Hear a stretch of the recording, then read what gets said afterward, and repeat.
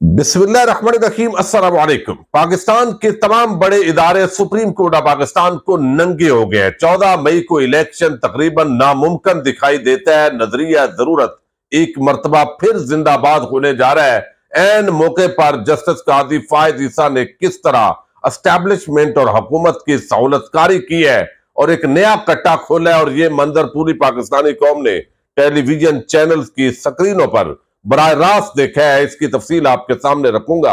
अक्टूबर में इलेक्शन, सब कुछ ठीक हो जाएगा और राज जो है वो भी कार्रवाइयां शायद बंद कर दे। सुप्रीम कोर्ट ऑफ पाकिस्तान में क्या बड़ी पेशरफ्त हुई है, इस पर हम आज की वीडियो में बात करेंगे। और 3 अफराद को फौरी तौर पर नाअहल किया जाए अगर आइन को बचाना है, वरना कुछ नहीं बचेगा। एतजाज एहसन गुस्से से फट पड़े हैं, आखिर वो क्या डिमांड कर रहे हैं और आने वाले दिनों के अंदर जो मंजरनामा है वो किस तरह तब्दील होने जा रहा है। इस हवाले से कुछ आम तफसीलात पर बात करेंगे। उम्मीद है कि आप वीडियो समाप्त करेंगे और अपने कीमती फीडबैक से जरूर आगाह करेंगे। इस वक्त वकला 2 हिस्सों के अंदर तकसीम है। वकला का एक तबका वो है जिसने हर सूरत नवाज शरीफ और जरदारी माफिया की नौकरी करनी है, क्योंकि जब उनकी हुकूमतें आती हैं तो उनको मुख्तलिफ ओहदों से नवाजा जाता है। उनके करीबी जो चैम्बर से वकला होते हैं उनको अकोमोडेट किया जाता है। किसी को अटार्नी जनरल, किसी को वजीर कानून, किसी को और जो है वो ओहदे दिए जाते हैं। तो लिहाजा उन्होंने आइन के साथ खेलना होता है और वो नौकर है असल में जरदारी और शरीफ माफिया के।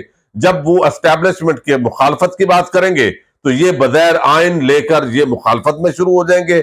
जब एस्टैब्लिशमेंट और हुकूमत एक पेज पर होंगे तो ये उन्हीं के नौकर हैं और उसी अंदाज के अंदर उन्होंने काम करना है। दूसरी तरफ इंडिपेंडेंट वकला है जिनकी एक राय होती है। एतजाज एहसन लतीफ कोसा को यह क्रेडिट जाता है कि उनकी असल जमात पीपल्स पार्टी है और पीपल्स पार्टी के जो नजरियात हैं और जो इस वक्त वो आइन के साथ खिलवाड़ कर रहे हैं इस नून लीग के साथ मिलकर, वो कम अज कम ये दोनों शख्सियात जो है इन्होंने माजी में जो भी किया है इन पर तनकीद की जा सकती है, लेकिन इन्होंने जबरदस्त तरीके से अपनी पार्टी के सामने खड़े हो गए हैं और एस्टैब्लिशमेंट के जो नौकर चाकर बनकर इस वक्त जमहूरियत के चैंपियन बनने वाले जो जाली जिन्होंने खौल चेहरे पर रखे हुए थे वो पूरी तरह बेनकाब हो गए हैं। अब एतजाज एहसन ये बताते हैं कि अगर आइन बचाना है तो फिर लोगों को कुर्बान करना पड़ेगा, वरना ये आइन नहीं बच सकता।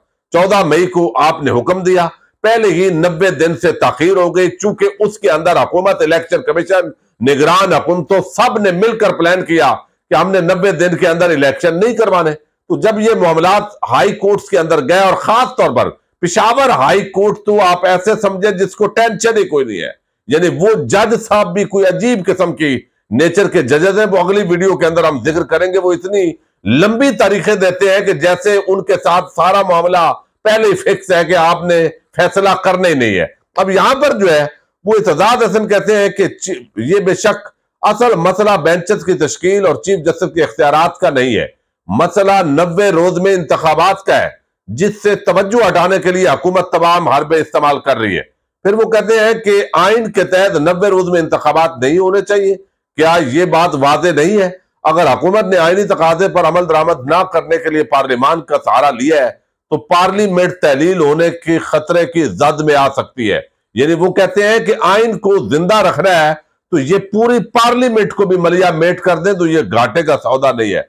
वजीर आजम और दीगर लोगों ने पार्लियामेंट के बाहर ये कह दिया है कि 14 मई को इंतखाबात नहीं हो सकते, यानी पार्लियामेंट से सुप्रीम कोर्ट इस मामले को पार्लियामेंट ले जाने वालों को तलब करे, वजीर आजम और शहबाज शरीफ को तलब करे और राना सनाउल्लाह को तलब करे, उनके बयानात पर वजाहत मांगे।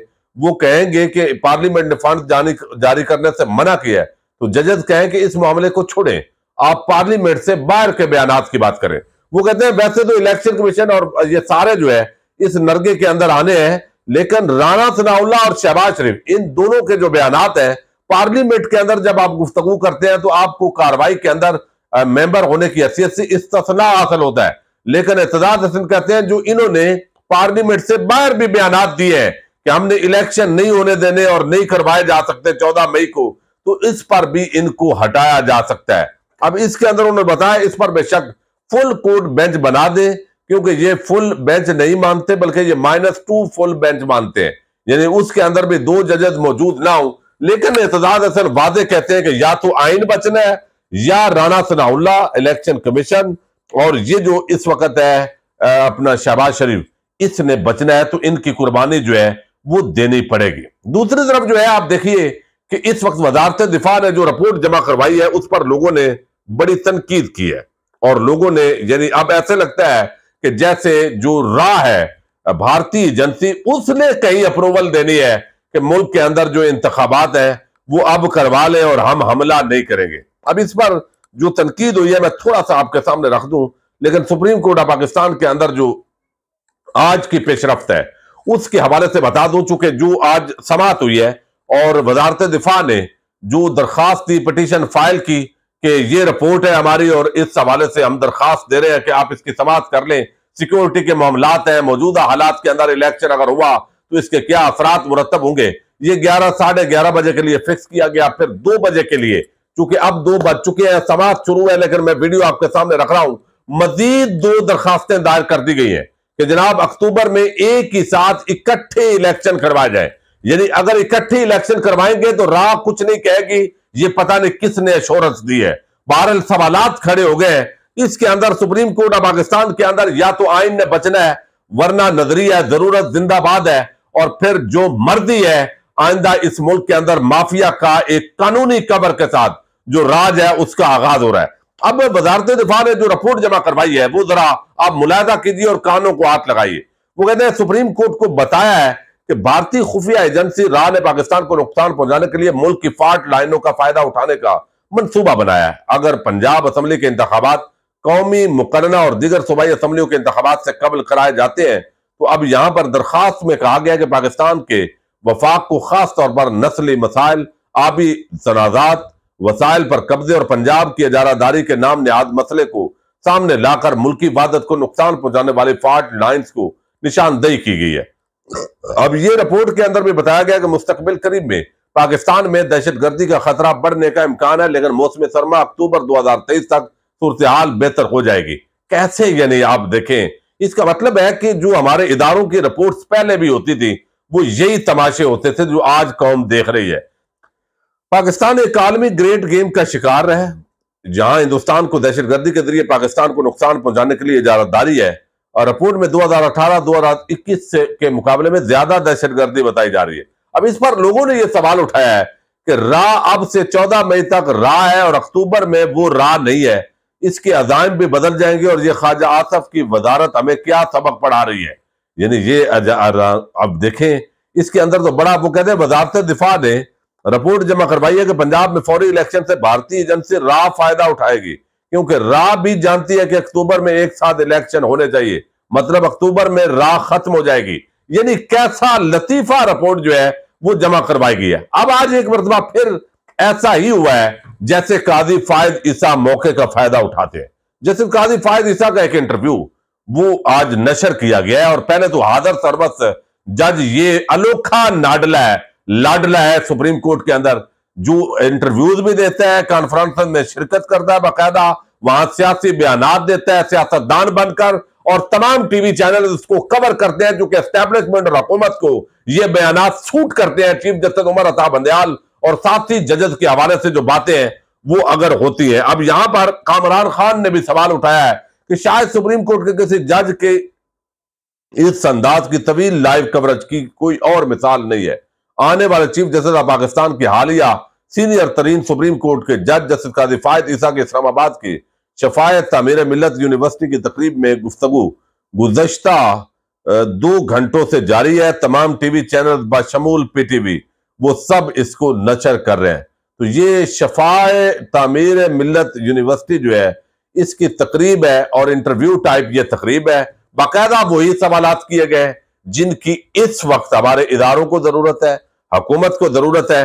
और फिर यहां पर जो बात उन्होंने की है, सबसे आम सवाल जो किया गया कि भाई बताइए 90 रोज में इलेक्शन आइन का तकादा करता है, तो कादी फायद ईसा जो बदैर कहता है मैं मौलवी जो है वो मैं यहां पर जो है वो नहीं हूं, तमीजुद्दीन तो खैर बहुत अच्छे थे, यानी वो बताते हैं। अब वो कहते हैं उसका जवाब उन्होंने कहा जी ये केस मेरे सामने नहीं है कि आइन के मुताबिक 90 दिन में इंतखाबात होना जरूरी है, ये सवाल किया गया है। अब यहां पे काजी फायद ईसा कहते हैं ये सवाल मेरे सामने नहीं है, जब ये मेरे सामने आए तो इसका जवाब दूंगा। अंदाजा कर लें यानी ये कैसा जज है जो 90 दिन आइन के अंदर लिखा हुआ है किताब में, और ये जवाब नहीं दे रहा, चूंकि इस वक्त एस्टैब्लिशमेंट और हुकूमत को सूट नहीं करता, इस वक्त शरीफ माफिया को यह सूट नहीं करता, और ये है अगले चीफ जस्टिस साहब। अब मैं इनके खिलाफ जो है, ज़ाहिर है ये कल को बड़े इंतकामी मजाज रखते हैं और ये कुचलेंगे। मुंतकिम मजाज जो लोग हैं, ये इनका एक तरीका कार है। अब यहां से इनकी जो तकरीर है वो एक सफे से तो डिलीट हो चुकी है, लेकिन अब इन्होंने सारी बातें वो की है तकरीबन जो इस वक्त सुप्रीम कोर्ट ऑफ पाकिस्तान के अंदर जो इस वक्त चल रही है, यानी केसेस चल रहे हैं। वो कहते हैं जो फुल कोर्ट बेंच बनाया जाता है या जो सो मोटो का इख्तियार है वो सुप्रीम कोर्ट का है, वो चीफ जस्टिस का नहीं है। एक तो उन्होंने ये बात की है। पाकिस्तान टूटने की बड़ी वजह अदालत का गलत फैसला था, फिर भुट्टो के जो फांसी का फैसला है उसका उन्होंने जिक्र किया है। अब ये बंदा जो है, सबसे आम सवाल जो इस वक्त है, मुअद्दद ये जो जज साहब है, या आप देखें इनको किस तरह के लोगों ने हीरो बनाया है, किस तरह के लोगों ने इस पर चढ़ाई की है, और पूरा वो कर करा के तो ये बंदा वो जवाब उसने नहीं दिया जो इस वक्त जरूरत है, जो आइन के अंदर वादे लिखा हुआ है कि 90 दिन में इलेक्शन करवाने हैं। और ये यही वजह है कि ये गुफ्तगू उनकी टीवी चैनल तमाम नशर करते रहे, क्योंकि इस वक्त काजी फायद ईसा का एक एक जुमला हुकूमत और एस्टैब्लिशमेंट की फेवर में जा रहा है, और उन्होंने ये फैसला किया है कि वो वही किरदार नजरिया जरूरत को जिंदा करने में मुआवनत भी करेंगे। और मजे की बात यह है कि ये जो सवालों जवाब और तकरीब है ये आइन पर है, और वो कहते हैं कि मुझे पता नहीं था कि मीडिया पहुंच जाएगा। यानी आप पार्लियामेंट पहुंच जाते हैं, आपको पता नहीं होता वहां किस तरह की गुफ्तगू होगी।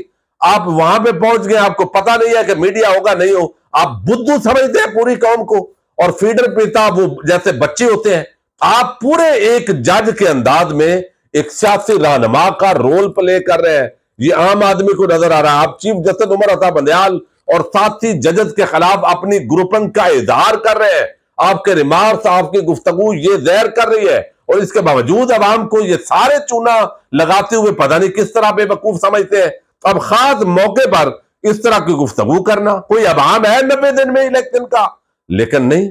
यानी असेंबली तोड़ने का अख्तियार किसी का है या नहीं, इस पर भी मैं वो कहते हैं मेरे सामने नहीं है। आईने पाकिस्तान कौम की वादत है। आईने पाकिस्तान की 50वीं साल गिरा है, और इसके अंदर काजी साहब ने बहुत सारी बातें की हैं, लेकिन मैं इस वक्त वो सारी करने की पोजीशन में नहीं हो चुके, टाइम शार्ट है। उन्होंने मार्शल लॉ का जिक्र किया है कि मार्शल लॉ लगाए गए, बांग्लादेश कैसे बना, और हमायत आज भी वही कर रहे हैं जो बांग्लादेश यानी इंतशार की, आइन की बजाय आइन का खिलवाड़ करने वालों की हमायत के अंदर सुप्रीम कोर्ट का एक जज गुफ्तगू कर रहा है, और साथ वो बता रहा है कि आइन पर सबसे ज्यादा अमल दरामद करने वाला मैं हूं। तो आज जिस तरह लाइव कवरेज हुई, जिस तरह वो सारा हुआ, और काजी साहब को पता ही नहीं था कि वो मीडिया पहुंच जाएगा और ये सारी चीजें, बहरहाल काजी फायद ईसा ने ऐन मौके पर ये नया कट्टा खोलकर चीफ जस्टिस और सुप्रीम कोर्ट के अंदर जो इस वक्त तफरीक है वो बनाएगी, और एक सियासतदान के तौर पर उनका जो इंटरव्यू है वो टेलीविजन की स्क्रीनों पर नशर किया गया। ये सब चीजें बताती हैं कि वफाकी हुकूमत, एस्टैब्लिशमेंट और काजी फायद ईसा ग्रुप इस वक्त इस पूरे मामले के अंदर बगैर एक पेज के अंदर है, एक पेज में है। इजाजत दीजिएगा, अल्लाह हाफिज।